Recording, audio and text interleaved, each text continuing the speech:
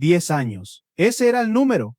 Y si usted es salvadoreño y tiene más de 60 años, ese número probablemente le suene, aunque nunca haya sabido de dónde salía. 10 años era la condena máxima que un juez salvadoreño podía imponerle a un menor de 12 a 16 años, por cualquier cosa, por robar una cartera y por matar a una muchacha de un disparo en la cara. La misma cifra, 10. Y no era criterio del juez, no era corrupción, no era que el juez fuera blando, era la ley, estaba escrita. El juez no podía imponer más aunque quisiera. Piense por un momento lo que significaba eso en la práctica.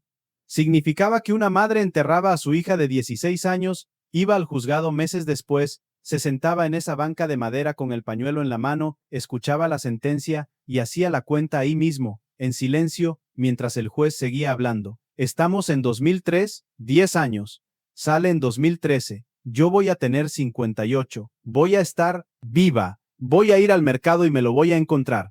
Y se lo encontraba. Eso pasó cientos de veces. En Soyapango, en Mexicanos, en Apopa, en Santana, en los barrios que usted conoce de toda la vida. Madres que compraban tomates en el mismo puesto que el muchacho que había matado a su hija. Y que no podían hacer absolutamente nada, porque ese muchacho había cumplido su condena completa. Legalmente estaba limpio. Esta semana eso se acabó, y se acabó de una forma tan drástica que medio mundo está discutiendo El Salvador otra vez. Si usted es de los que piensa que ninguna madre debería tener que hacer esa cuenta sentada en un juzgado, ni tener que encontrarse con el asesino de su hijo mientras compra el whisky en el mercado, suscríbase ahora mismo a este canal. Aquí no dejamos ni una historia importante sin contar. El presidente Nayib Bukele sancionó el pasado miércoles una reforma constitucional que entra en vigor el 26 de abril, toca el artículo 27 de la Constitución salvadoreña. Deténgase un segundo en ese dato, porque ese artículo llevaba desde 1983 diciendo justo lo contrario de lo que dice ahora. Quédese conmigo, porque dentro de esta reforma hay algo que casi ningún medio salvadoreño ha querido explicar, y a cualquiera que haya perdido a un familiar en aquellos años le va a estremecer. Empecemos por lo que decía ese artículo durante 43 años. Decía que en El Salvador se prohibían expresamente las penas perpetuas, escrito ahí, en la Constitución, desde el año 83, ningún juez salvadoreño, por más monstruoso que fuera el crimen que tuviera delante, podía imponer una condena de por vida, no tenía la herramienta. La Constitución se la había quitado, y esa prohibición, redactada en su momento para proteger a la ciudadanía de los abusos del Estado, terminó protegiendo durante 4 décadas a los peores criminales del país. ¿Qué dice ese mismo artículo desde esta semana?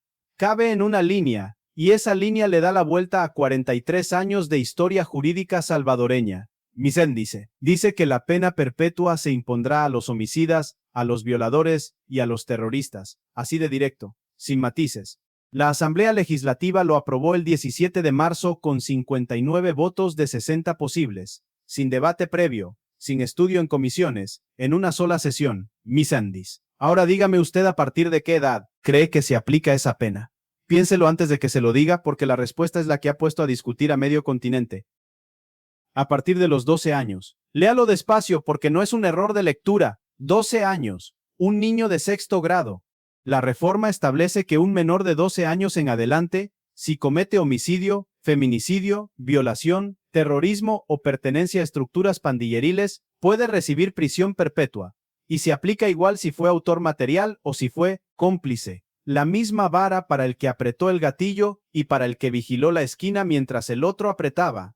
¿Por qué 12 y no 14 o 16? Esa cifra ha levantado voces en todo el mundo y merece la pena escucharlas aunque uno no las comparta. 12 años es la edad en la que, según los propios registros salvadoreños, las pandillas empezaban a captar, no a los 15, a los 12. El legislador fijó el umbral justo donde empezaba el problema, no donde terminaba, y esa es la lógica que defiende el gobierno. Si la estructura reclutaba a los 12, la ley tenía que llegar a los 12, pero esa decisión tiene detractores de mucho peso. El Comité de los Derechos del Niño de Naciones Unidas y UNICEF han expresado lo que ellos llaman profunda preocupación.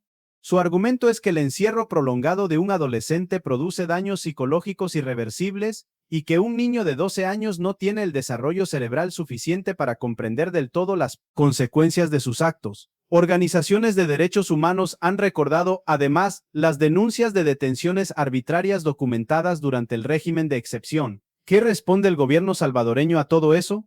Su argumento se apoya en algo que cualquier salvadoreño mayor vivió en carne propia. Responde que las leyes anteriores generaban impunidad y que esa impunidad tenía una consecuencia perfectamente medible en las calles. Las pandillas reclutaban menores precisamente porque sabían que un chico de 13 o 14 años les salía barato. Preste atención a lo que viene ahora, porque ese cálculo no era improvisado. Era una operación aritmética que los cabecillas hacían con la ley delante. Funcionaba así. La estructura necesitaba ejecutar un trabajo, un homicidio, una desaparición, un cobro violento. El cabecilla tenía dos opciones: mandar a un miembro adulto, que si caía se enfrentaba a 30, 40, 50 años de prisión y probablemente terminaba negociando con la fiscalía para rebajar su condena, o mandar a un cipote de 14 años que si caía no pasaba de 10 años, salía siendo todavía un hombre joven y volvía al barrio con prestigio dentro de la clica.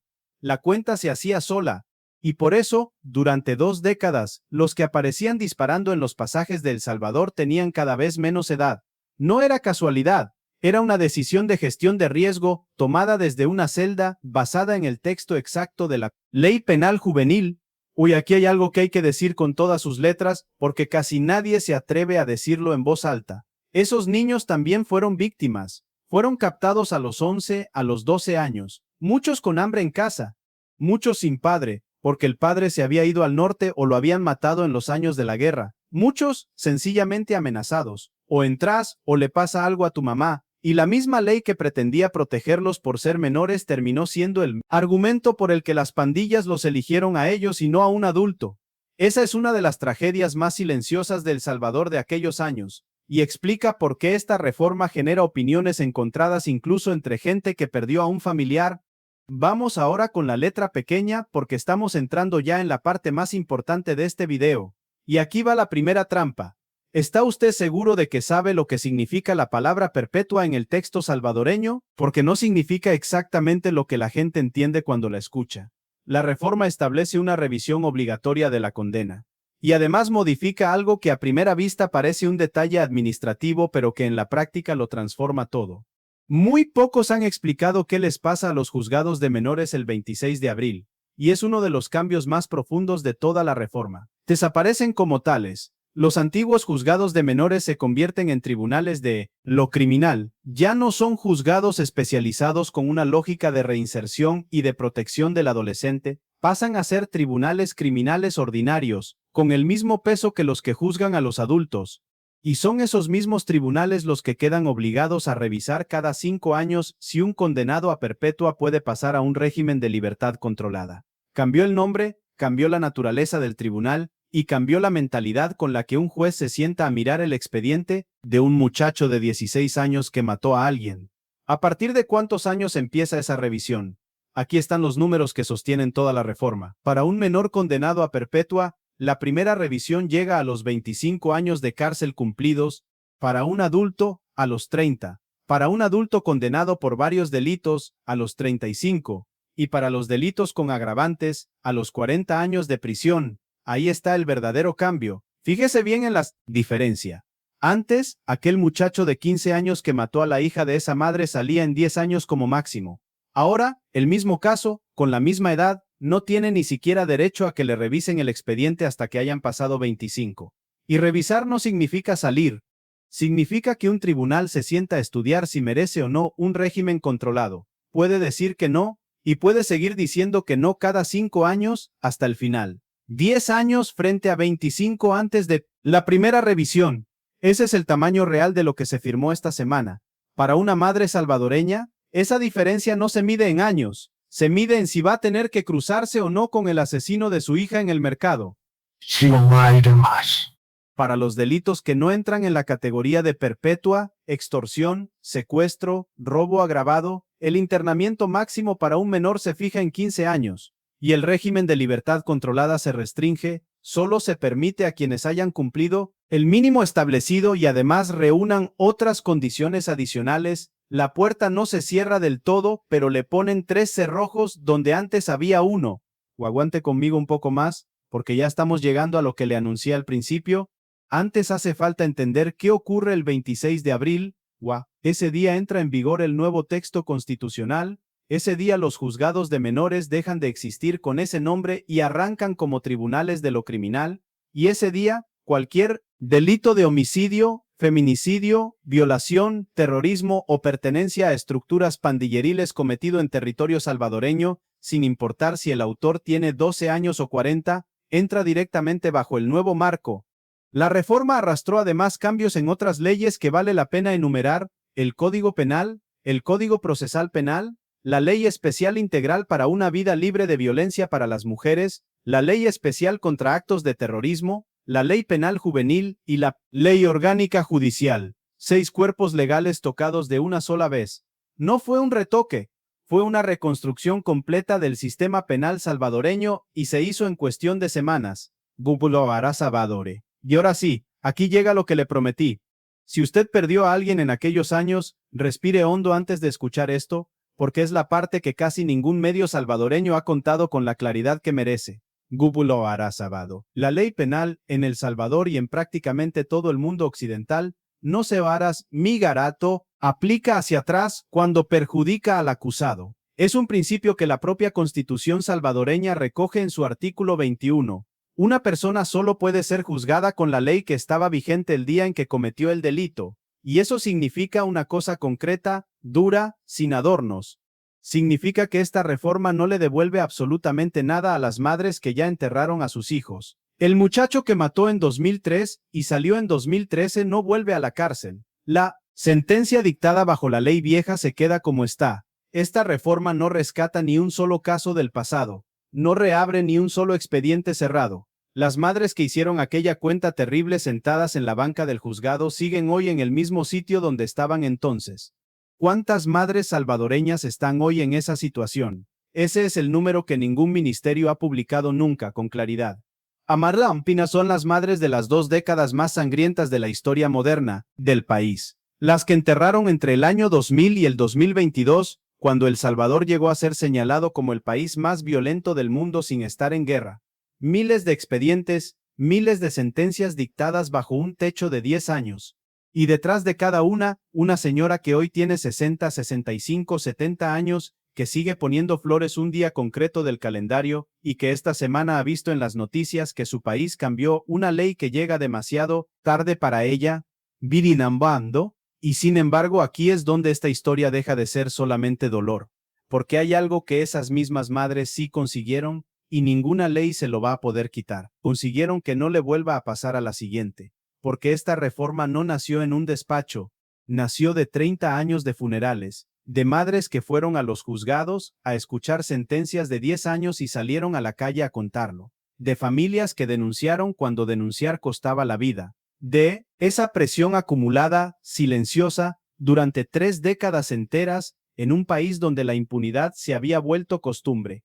Esa presión es la que terminó llegando a la Asamblea Legislativa, y el 26 de abril, cuando esta reforma entre en vigor, la madre que hoy tenga una hija de 16 años ya no va a tener que hacer nunca aquella cuenta. Esa es la herencia real de las que enterraron primero. No recuperaron a sus hijas, le cambiaron el destino a las hijas de otras. Y para el Pietren, salvadoreño mayor que hoy escucha esto en su casa, ahí hay algo que va mucho más allá de un artículo constitucional.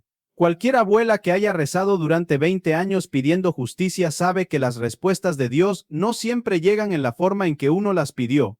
A veces uno pide que le devuelvan a su hija, y lo que recibe, muchos años después, es que la hija de otra no tenga que morir igual. Eso no consuela del todo, no cierra la herida, pero le cambia el sentido a la espera. Y hay miles de madres salvadoreñas que este 26 de abril van a entender, quizá por primera vez en 20 años, que aquellos funerales no fueron completamente en vano. Si esta noticia le pareció importante, deje su comentario aquí abajo diciéndonos desde qué ciudad nos está escuchando. Y si conoce a alguna familia que pasó por esto, compártale este video porque merece entender qué cambió esta semana. Le pido una última cosa antes de despedirme.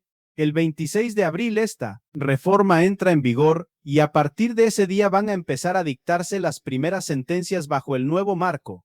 Las primeras de la historia de El Salvador, Nosotros vamos a estar aquí contándole cada una, con la ley en la mano y sin tecnicismos, para que usted no dependa de lo que le cuenten en el pasaje.